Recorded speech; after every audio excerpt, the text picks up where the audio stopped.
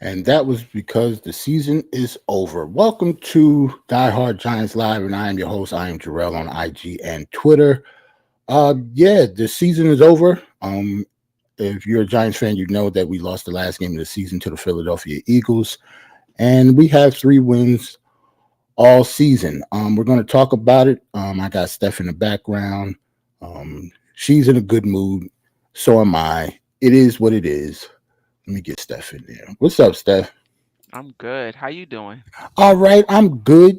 Considering all my sports teams seem like they want to fall apart at the same time, but you know, Yeah. Happy New Year. Yeah. Happy New Year to you too. Yeah, we haven't been on this channel since right before Christmas. I took the last 2 weeks off because of the holidays, and it wasn't really anything to report other than the Giants finally won a game against the Colts. I kind of figured I wouldn't ruin everybody's Christmas talking about that, and we lost to the Philadelphia Eagles in the last game of the season. Did you watch both games? I didn't watch the Philly game. I watched the Indianapolis game. Right, you shouldn't have watched the Philly game. We're not going to talk about it at all. Yeah, we're not going to talk about the Philly game at all. Hold on one second. Why? Okay. I was looking at the thing. I usually could see the chat on here, but for some reason I can't see it. Yeah. It's all good. Um, yeah, let's get to the nitty gritty. This is the 2024 season recap. The New York Giants has had a very, very pitiful season, only winning 3 games all year. We almost broke a record for most home losses, except for we finally won that last game against the Colts, so it did not get us the number one pick of the draft, and that really pissed everybody off. But hey, maybe the morale and the camaraderie will leapfrog over to next year, and everybody will be happy that we won a game at the end of the season like that. One bright spot that I'm going to do first is talk about Malik Neighbors because he had a hell of a rookie season. Is the best rookie season of any Giant in our history. As you can see, 109 receptions, over 1,200 yards, 7 touchdowns, all rookie records for us. Um, Yeah, like matter of fact, not rookie records. The 12,000 is a record, but the 109, I believe, is a New York Giants record. Steph, like he's the Wow. technically the best wide receiver to ever grace a Giants jersey already in his first season. Wow. With 4 different quarterbacks. 4 different quarterbacks, and he missed 2 games because of a concussion. So yeah, Malik Neighbors is a dog, man. Not saying that Joe Shane probably should have drafted one of the quarterbacks that he leapfrogged, but I'm glad that we got Malik Neighbors. But to me, it's almost like a Saquon Barkley situation that like the player is good, good for the locker room. I'm pretty sure Malik Neighbors is going to grow into, he's had a couple spells of immaturity, but he's only 21 years old and he's a rookie, like I said. But Hmm. as he keeps going and his career prolongs, I think Malik Neighbors is going to be like another Saquon Barkley. He's going to be a leader in the locker room, outside the locker room. I think he's going to be one of the faces of the Giants. I can see him getting in the media soon, maybe when he get a little older, because he's really comfortable speaking into the microphone and in front of the camera. Um, but yeah, it's another year or another draft that a GM that we had just didn't pick a quarterback because of either Eli Manning or Daniel Jones at the time. So instead of like replacing them, they gave him a weapon. So it kind of makes me feel that this is kind of history repeating itself because Bo Nix is actually the starting quarterback for the Denver Broncos now and is flourishing.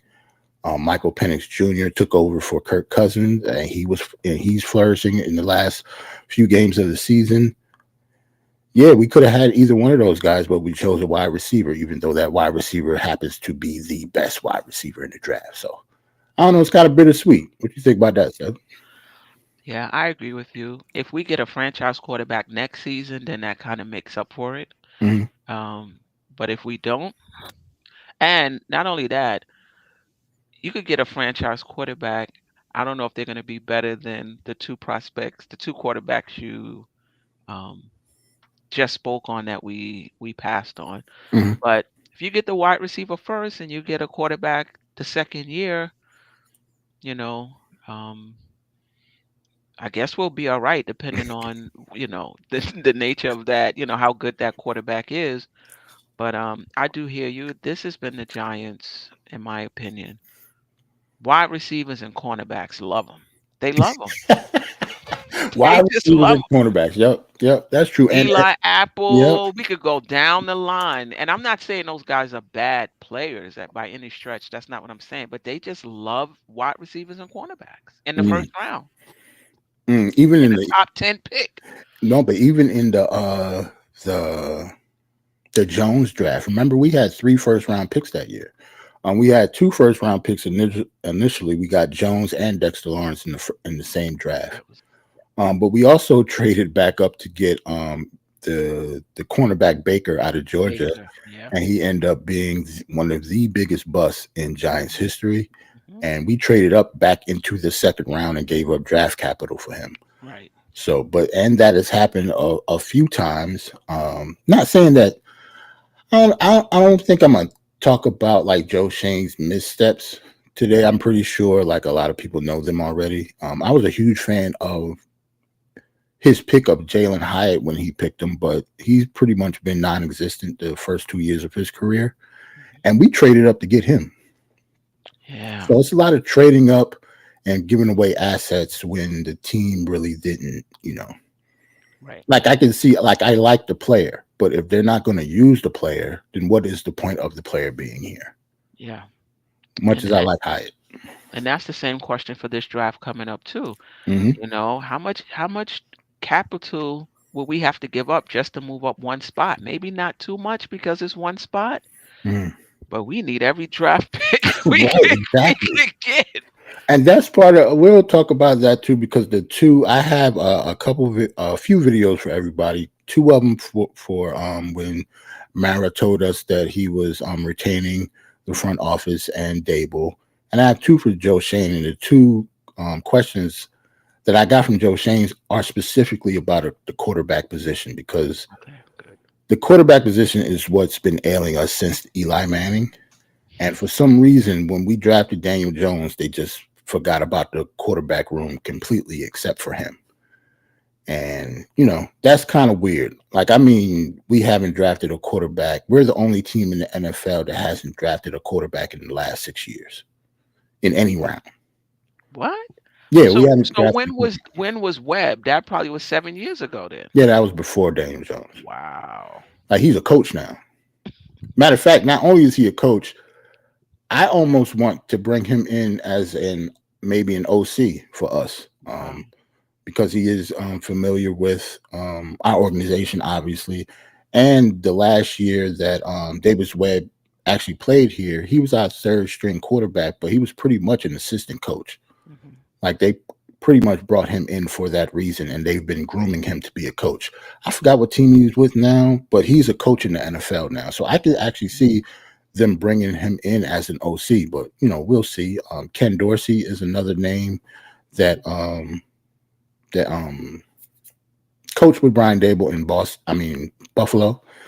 He just recently got laid off by the Browns as their OC. So that's another candidate too. We'll talk about that in the offseason when it comes. Okay. So first let's talk about, or I'll bring you the video of Mara bringing the guys back. This is, a lot of people hate this video, but it is what it is. Brian Dable and Joe Shane have been retained for another year at least. And John Mara held a press conference at the practice facility. Shane and Brian Dable Friday afternoon for several hours, after which had a conversation with It's Steve sound, no Trish, and video.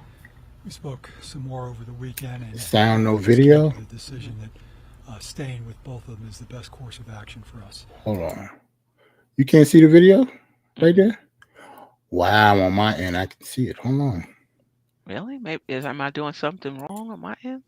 Nah, but the funny part is like I'm actually watching on the TV. It's not on there either, but I can actually see it on my end. Wow. Like there's a whole video right there, and you can see, but you can hear the sound. I can hear the sound. Yes. Okay, so I'm gonna start it over. I There know. it is. Wait, so the video is on there? What is going on, Steph? They trying to take us down, Steph. We talking bad about the organization. They trying to get me down. What the hell is going? We up there with talking giants when they told them to take the. Yeah, they trying to take me down, Steph. I ain't touched nothing magical on my end. So we're gonna start it again. This is John Mara talking about bringing back Joe Shane and Brian Dable. Friday afternoon for several hours, after which had a conversation with Steve Tisch, and we spoke some more over the weekend, and just came to the decision that staying with both of them is the best course of action for us right now. I think in Brian's case, he was the coach of the year 2 years ago. That didn't disappear all of a sudden. I still believe he can do that again.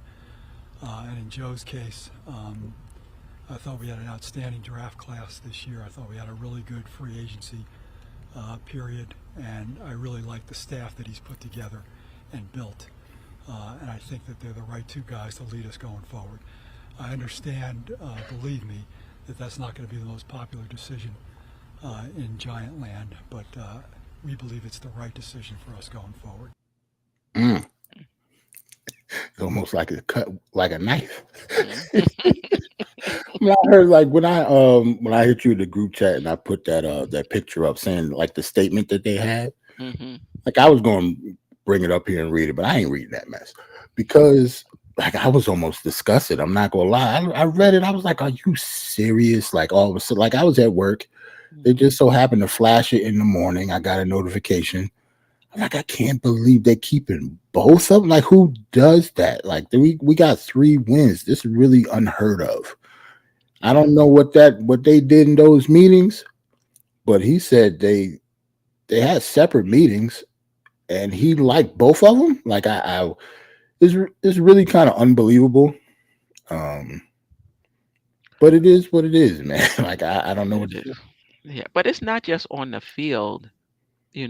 The roster decisions. Right. The if that article was true about not getting a compensatory picks, Mhm. it's just the kicker fiasco. I forgot what week that was. So it's Mhm. not just winning 3 games. It's some other things that were going on as well Right. that leads you to question whether they're the right people. It's unbelievable, man. Like I have another video here. Hopefully it'll show up. Can you see that? Not yet. Not yet. Hold on. Maybe I don't know if it got to load up or what. Hold on. Let me get it out of here. Put it back on. There we go. Maybe that's got to do that. I know the formula now. John, after the season last year, you always say, I need to see progress, I need to see the arrow pointing up, I need to see improvement.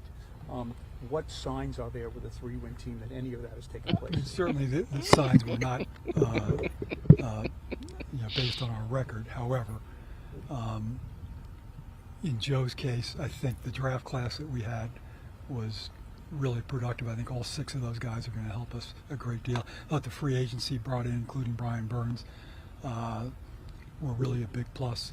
And I think the staff that he's assembled around him and the process that we go through now, the information that we have in making personnel decisions is better than I've ever seen it before. And in Brian Dable's case, listen, I'm at practice all the time. I go to the team meetings. I watch the players. I watch how they react.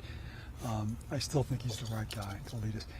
If I'm sitting here a year from now, you're asking me these questions, I'll take the heat. But at the end of the day, we've got to make a decision, and we've made one. Man. Sound like he full of shit, Steph. That pissed me off. Man, to be a billionaire and to be in charge of an NFL franchise and you get to make decisions like this, like who's advising him? Like I don't understand it. Right. It seems like anybody with eyes can see that they have not done a good job in the 3 years that they were here. Right. And And he was very he had some good examples when he was talking about Joe Shane, the draft class, you know, the people he brought in, the systems that they're using and things Mhm. like that. When it came to, oh, I sat in some meeting. Okay, and what you sat in the meetings and what? You know what I mean? I didn't hear anything definitive. Like those guys are still fighting for him. They still playing hard for him. None of that. He None of just that. sat in some meetings with him. None of Okay. that. We're probably the most undisciplined team in the NFL. That's why I wanted Brian Dable fired. It has nothing to do with the quarterback. I know he's an offensive coach. Even with Daniel Jones being bad, or us having a backup quarterback like Drew Lock, Hmm.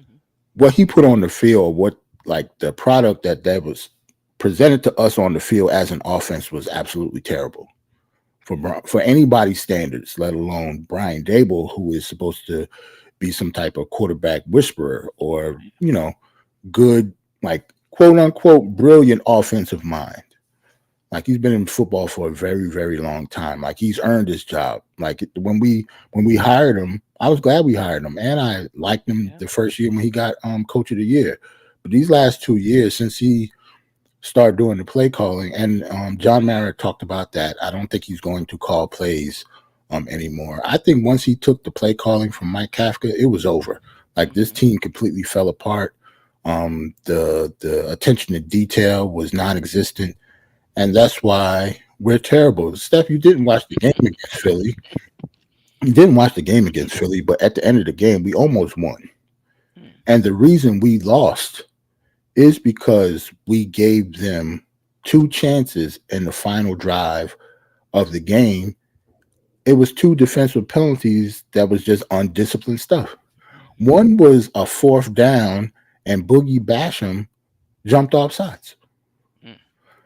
in a situation that everybody knew that the only reason they went up there was to draw them off sides, that he actually still went. Right. And then Kayvon Thibodeau, who was the top 5 pick of the draft a couple years ago, he makes the dumbest penalty in the game, and it just so happened to be the last drive of the game, and Wow. it cost us the game. Like we was at I wouldn't say that we was trying to win because Brian Dable, you can tell that they didn't want to win that game. If we would have won the game, we would have fell maybe down to ninth in the draft. Okay, but where was he last week with the same logic? I Ex- mean, the week before. exactly. It's almost like they they got another year because they won that game against the Colts. Mm. But then when the reporters asked John Mara about tanking and all that, he said that as long as he's owner of the team, we would never tank. That's what I expect him to say. Hmm. But if you actually watch the Philadelphia game, it was clear that we wasn't trying to win the game at the end. Like Right. we might have been trying in the first 3 quarters, excuse me, but you could tell they was like taking Malik Neighbors. They took Malik Neighbors out on the last drive of the game. Mm. He Maybe broke, that's why he got the penalty. but, Maybe they sent him in there to. but Malik Neighbors, Steph, he was breaking records during the game. Hmm. He caught a couple bombs. One of the touchdowns, I don't know if you watched highlights of the game, but one of the touchdowns that he got was one of the highlights of the season, Wow. going down the sideline. And he pretty much, um, he actually scored the go-ahead touchdown before they scored back on us and won the game. But yeah, in the last drive, they kept on taking him in and out. Whether he should have been there the whole time. Like he Hmm. wasn't hurt or anything. He was just Right. Right. standing there. Right. So you can tell they wasn't trying to win that game. The next video that I have is Joe Shane, and everybody knows he's coming back. I kind of got all that out the way. But these two videos that I'm about to show are quarterback specific. Them talking about the actual quarterback position. See that? I can see it. Okay, we good. So how much of your future success is obviously tied to bringing in a quarterback here in this offseason? Yeah, it's the most important position in football, and you look at the roster right now. Tommy's the only quarterback on the roster, so that's definitely important to any team in the NFL's success. So that's something we'll definitely be looking at. What do you What are you going to be looking at? What skills? What kind of characteristics do you? Yeah, I don't want to get into specifics on that, but we've done a lot of work on the college guys. John mentioned earlier that we'll look at free agency. We can also look throughout the draft. Potential trade opportunities. So we'll look at any avenue we can to upgrade the position. And we've talked before in these situations, it's the film is one part of the equation, and then from a draft standpoint, you really got to get around these kids. And I think it's important, part of our process that we try to get around these kids every year. So when, they are free agents or a trade opportunity presents itself, you've spent an ample amount of time with these guys on who they are as people and their ability to learn and process information. So. Hey, salute. We actually have a new sub, solving the race problem. Salute you too. Just found your channel, new sub. So salute. Appreciate you for joining us. Tell your peoples. I don't have that many subs. This is a new channel, not a new channel, but I kind of go off and on a lot of times, but this season I've been keeping up with it. We're here every week, every Tuesday at 9:00 talking about the Giants. And he actually got a question. Well, he or she has a question.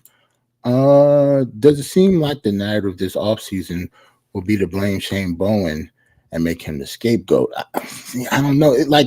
Probably, but after a year, I'm trying to think. It has to be a scapegoat situation. Somebody has to get fired. Brian Dable can't fire himself. He controls the offense. If anything, I think they would let Mike Kafka go.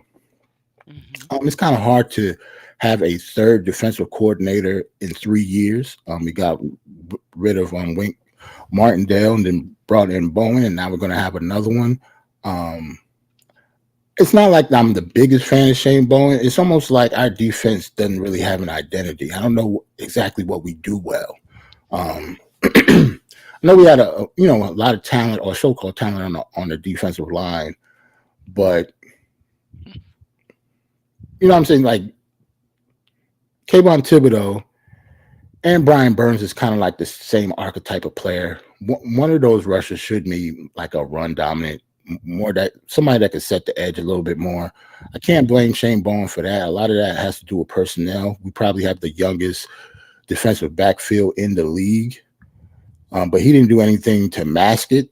So it's almost like I don't want him to be the scapegoat just to fire him, but I'm not sure if he did enough to save his job to not get scapegoated. Like if he got fired, it wouldn't be a big uproar about it. But I certainly don't think he deserved to get fired. Like with the stuff that they gave him, what could you do with it?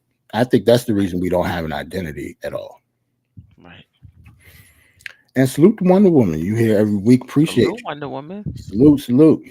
If you're a little late, it's okay. We just talked about John Mara bringing Shane. Who? Crying.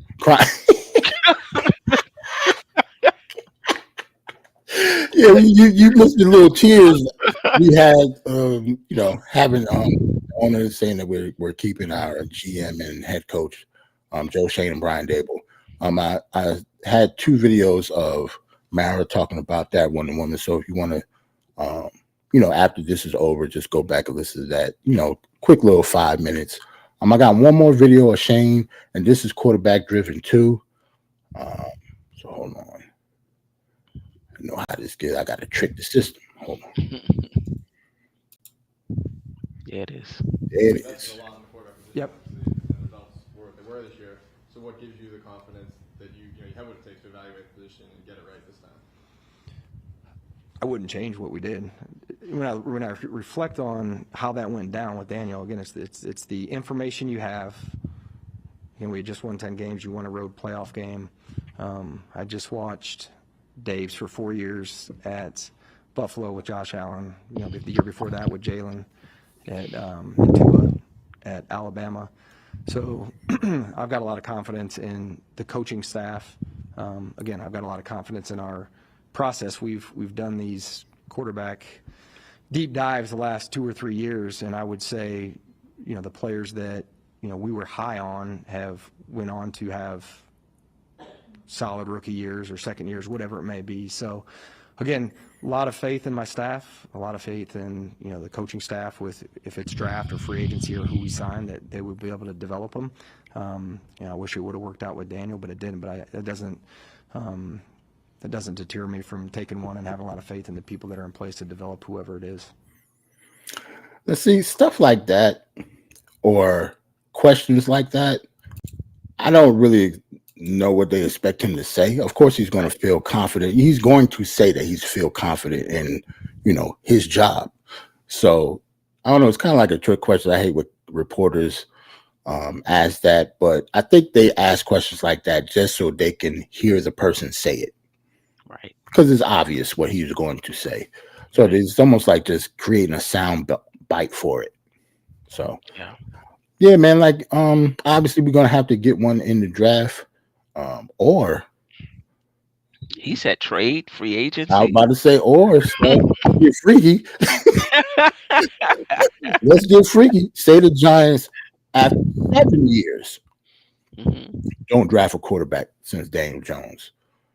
They really could not draft a quarterback and get one in free agency, and just obviously this isn't a throwaway season. If after the past couple seasons that we have, I'm pretty sure John Mara didn't say that I'll give you 2 more years. The bad thing about retaining them is it forces them to get a quarterback in the draft. I don't like that because I, sitting on the couch, can like Cam Ward and Shador Sanders. But as an NFL GM, with a whole bunch of scouts, say if you don't like them, you still have to take them. Or you can roll the dice and try to get somebody in the second round, get the best player available at 3. And then in the second round, I think the way the draft is this year, I think we have the 3rd pick in the first round, the 2nd pick in the second round, and the 1st pick in the 3rd round. Okay. I don't know why, but I read that somewhere. So we have the 2nd pick or the 3rd pick in the second round. We obviously have a high pick. It's almost like having another first round pick. We might even trade back up into the first round if we don't pick a quarterback at 3. But I just want to prepare everybody that is an option. At 3, if we do not pick a quarterback, you can't freak out because it might be the plan all along. We're just saying they have to pick a quarterback at 3. They really don't have to. Right. But who's available? Do we know? I know it's kind of early. Who might be available in free agency, quarterback wise? Free agency quarterback wise, I think Sam Darnold, but I don't think Minnesota is going to let him go. They're in the playoffs. They have one of the best teams in the league. Even though he didn't have a good game, the last game against the Lions, he still had a great season. And if anything, they will franchise him, even though they got one of the quarterbacks that we could have drafted, J.J. McCarthy, and he got hurt this year. So I think, is slated to be a free agent. I think both Steeler quarterbacks are free agents again. Russell Wilson and what's the other kid from Chicago with Ohio State? Justin Fields. Yeah, Justin Fields. I believe he's a free agent too. So even if we did draft a rookie quarterback, one of them still can come in. Yeah, as a bridge quarterback. Both of them are considered bridge quarterbacks at this point. But maybe Justin Fields will be a little better answer for us, just in case the rookie doesn't work out. Justin Fields is still young enough to not be considered technically a bridge quarterback. Right. If the right person can develop him, he can become a starting quarterback. He has all the skills and the tools. I think it's just his processing speed, like mentally, because it's not physical at all. He's one of the best running quarterbacks in the league already. He has a pro arm strength and stuff like that. It's just, him actually getting the ball there on time, accurate, and stuff like that. Right. So both of the 3 of them are probably the head of the list in free agency. The 2 Steelers quarterbacks and Minnesota's quarterback, and they're all in the playoffs. So we'll have to wait in order to even think about talking to one of them anyway.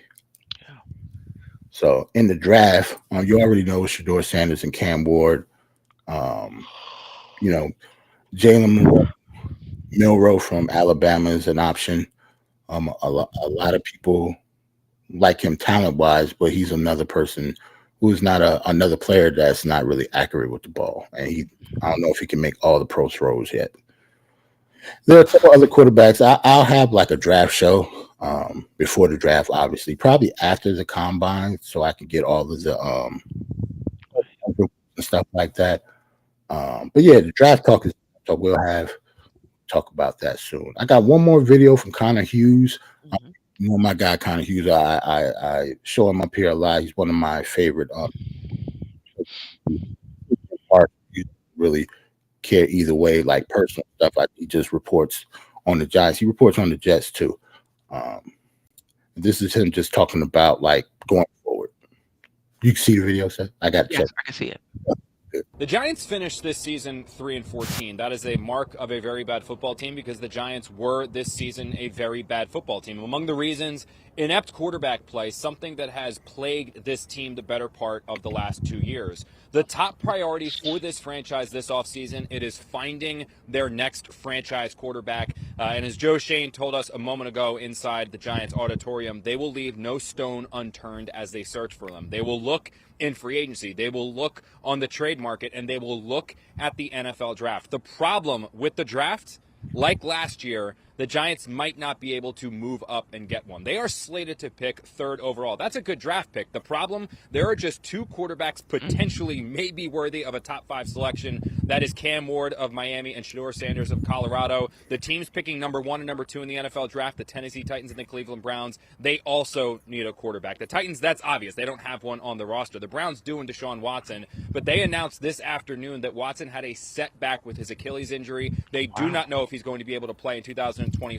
So if Ward or Sanders goes 1 and the other goes number 2, who will be there for number 3 for the Giants? That's yet to be seen. Joe Shane might need to be creative in order to find the Giants their next passer. Wow. And when Joe Shane got to get creative, that's exactly what we want to hear, Steph. All right, so I just got a couple more slides left, so we can get out of here. Talked about Malik Neighbors earlier. Salute to Kareem, my guy Kareem. Salute, appreciate you. Earlier I talked about Malik Neighbors had a great season for a rookie. Broke the Giants reception record. He had a very, very good year. Now I just wanted to show everybody that we picked third in the draft. The Patriots had the number 1 pick in the draft and they lost. So we was going to get the 4th pick. The Patriots lost and fired their coach. For winning that game. Probably. But no, I actually think they fired him because Mike Vrabel, ex-Patriots player, just like Gerard Mayo was.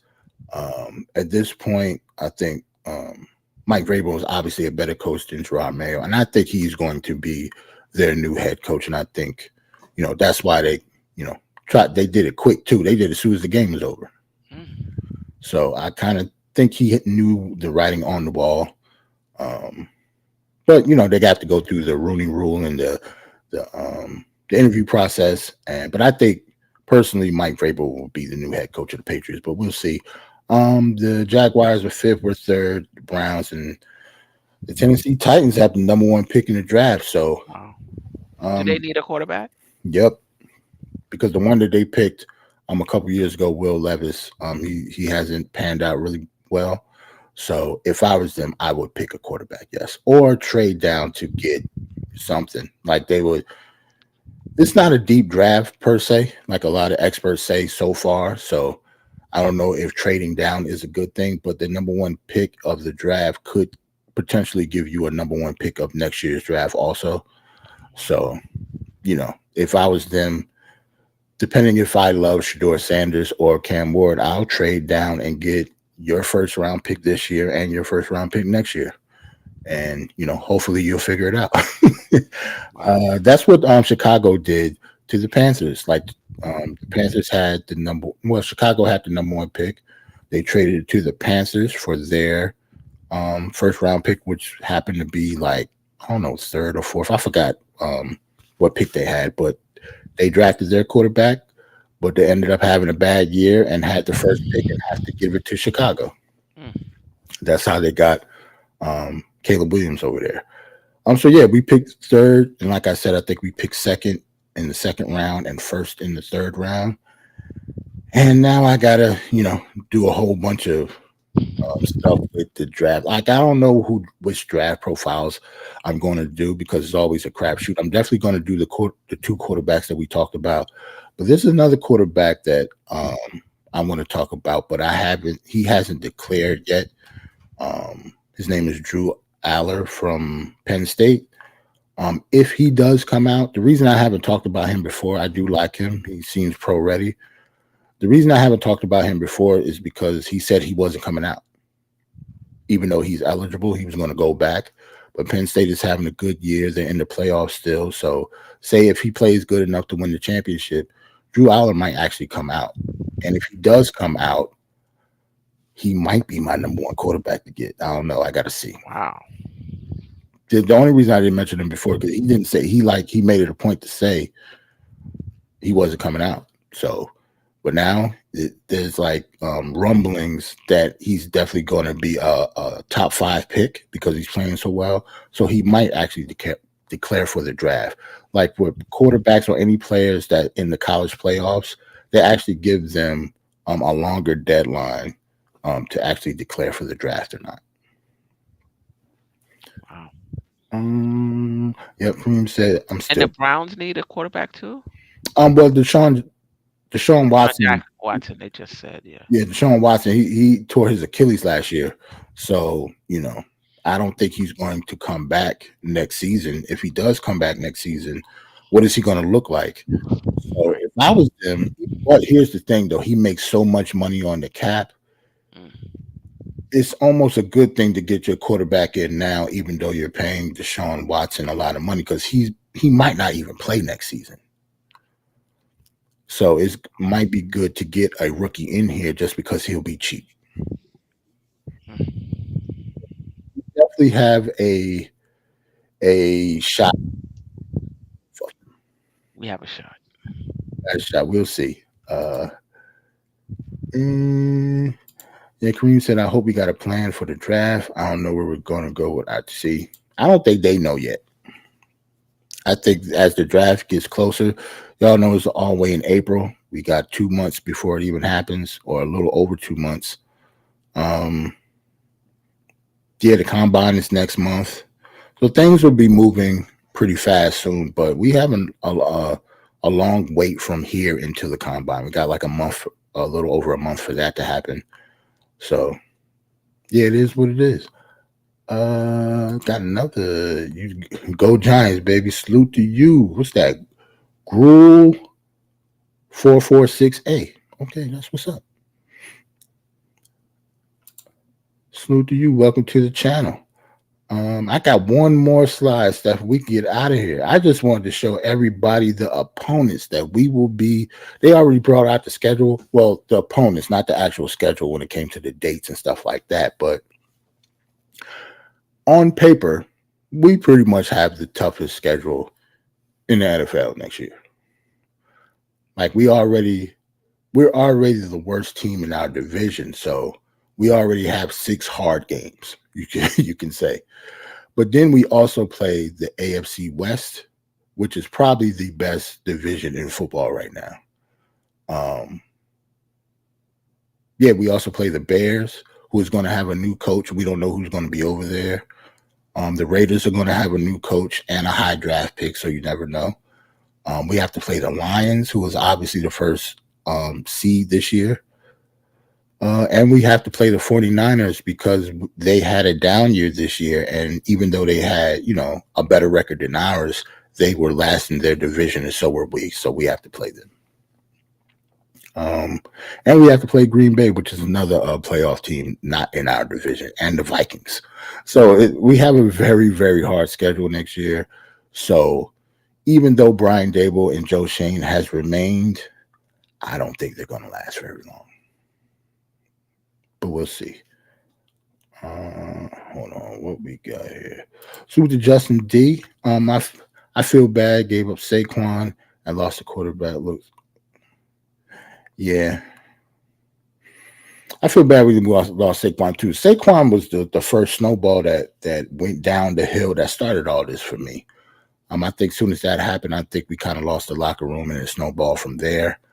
Um, we'll see. We need a solid quarterback.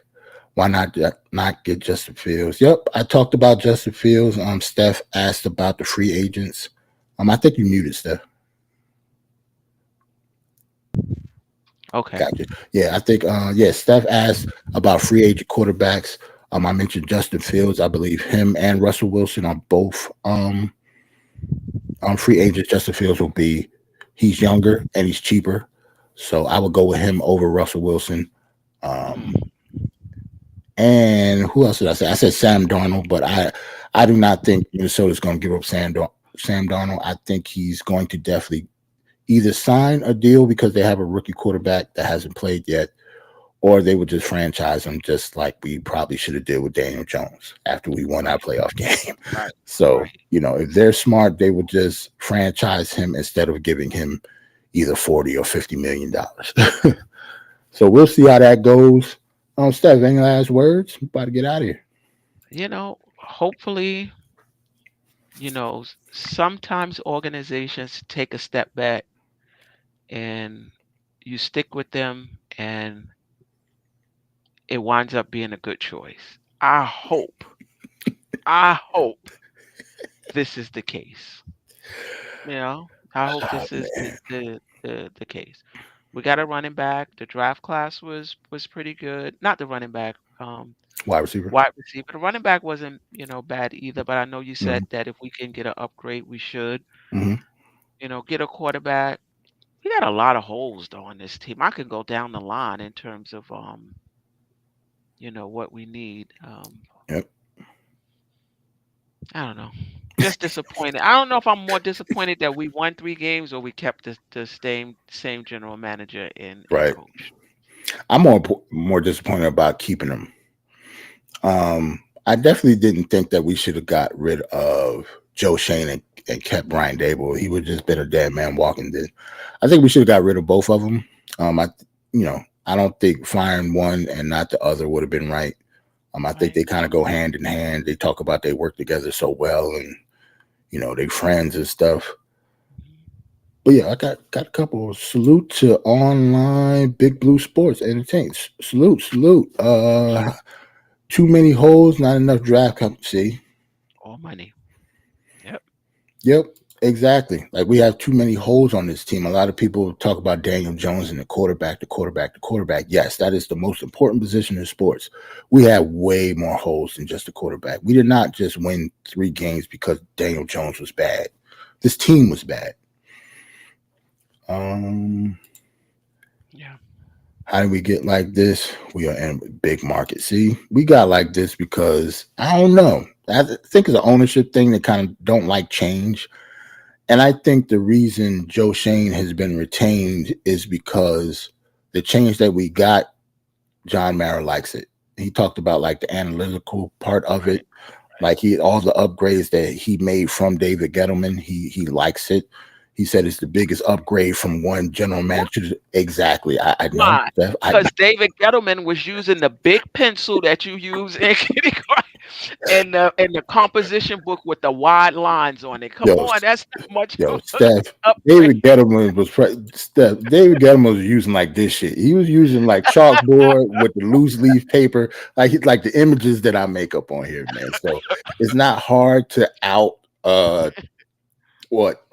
tech Right. David Gettleman. Like he Right. was, Right. he was,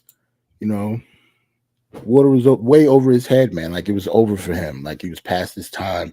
But we got the new hotness in, and even though the new hotness worked well at first, at least we thought they did.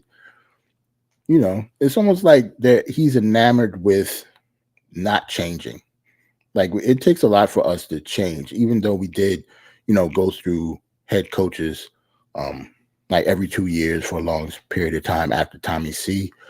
But when you talk about like the regimes that went over to the next, like David Gettleman is just an extension of the old Giants. Right. So now they bring the new Giants in, which is Joe Shane. Now they can't get off of him because he upgraded everything. Right. To what should have been. Right. He upgraded the system.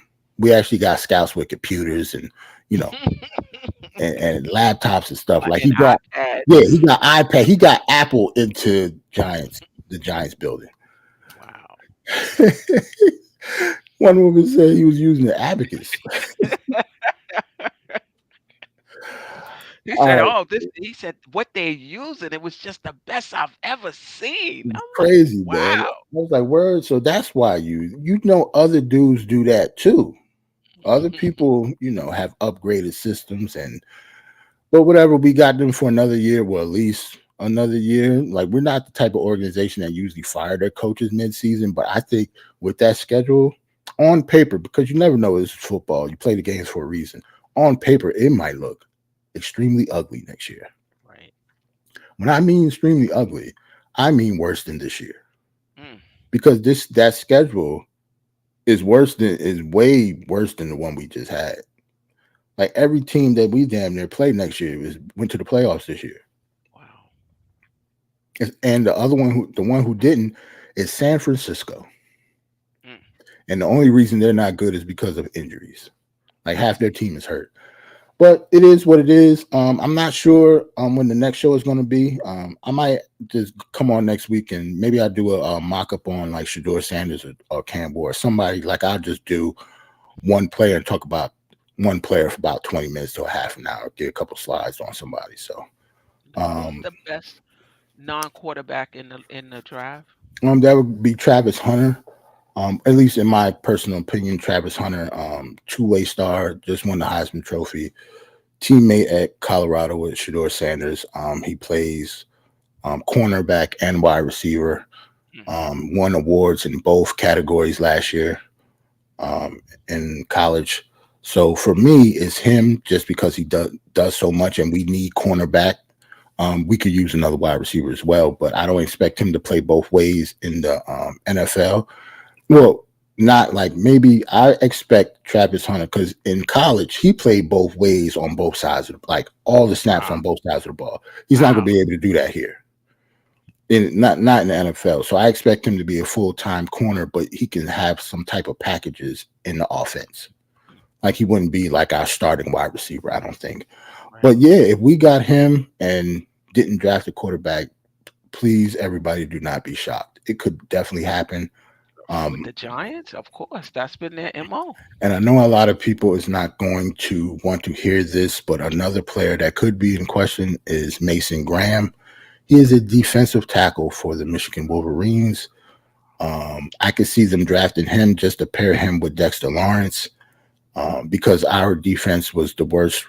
I think we last in rushing defense this year. We might have, but we already know Dexter Lawrence is a beast. He's the best at his position.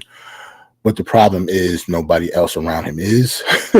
So we have to pair him with somebody that's good with him. If we don't draft a defensive tackle first, obviously, with Mason Graham, if we did get him, he might be the best defensive player in the draft. Right. We're definitely going to draft one. Maybe not, definitely in the draft. We might even draft two. Like we don't have any type of leeway when it comes to that. Like if Dexter Lawrence go down, the middle is just shot. Right. As you can see this year, that's what happened.